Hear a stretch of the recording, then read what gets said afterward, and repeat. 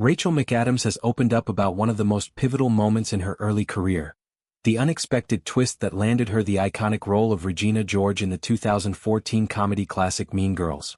The character of Regina George, the sharp-tongued, manipulative queen bee of North Shore High School, quickly became one of the most memorable villains in modern cinema. Her portrayal earned widespread acclaim, cementing McAdams as a breakout star and contributing to the film's enduring popularity in pop culture. Decades later, the actress reflected candidly on how she never set out to play the antagonist at all. When McAdams first auditioned for Mean Girls, her sights were set on the lead role of Cady Heron, the naive new student from Africa who navigates the treacherous social hierarchy of high school after being homeschooled for years. Cady's journey forms the heart of the story as she infiltrates the Plastics, the elite clique led by Regina, and grapples with the corrupting influence of popularity. At the time, McAdams was still relatively new to Hollywood. Her career was just beginning to gain momentum after smaller roles in independent films, and she felt far from ready to carry a major studio picture as the central protagonist. I remember thinking, this is a futile exercise. I will never be hired for Cady, she recalled. The self-doubt stemmed from a realistic assessment of her place in the industry. As a young actress still building her resume, the idea of being chosen for the main character in a high-profile project directed by Mark Waters and written by Tina Fey seemed out of reach. She approached the audition with a light-hearted mindset, treating it more as practice than a serious opportunity. I was just starting out and it was the main character, she explained. I just did not think I was at that point in my life where I would be chosen for that, so I just kind of went in and had fun. Despite her low expectations, McAdams was deeply drawn to the script itself. Written by Tina Fey, who also starred as the math teacher Ms. Norberry, Mean Girls was sharp, witty, and packed with insightful commentary on teenage dynamics, bullying, and the pressures of fitting in. Fey's background in comedy, particularly from her time on Saturday Night Live, infused the screenplay with clever dialogue and relatable observations. McAdams connected with it immediately. After finishing the script, she felt compelled to act on her enthusiasm. She picked up the phone and called her manager right away. I love the script so much. I remember closing that script and calling up my manager and saying, please, even just playing a character that has one line I would take. Her eagerness was genuine. She was willing to accept any part, no matter how small, just to be involved in such a promising project.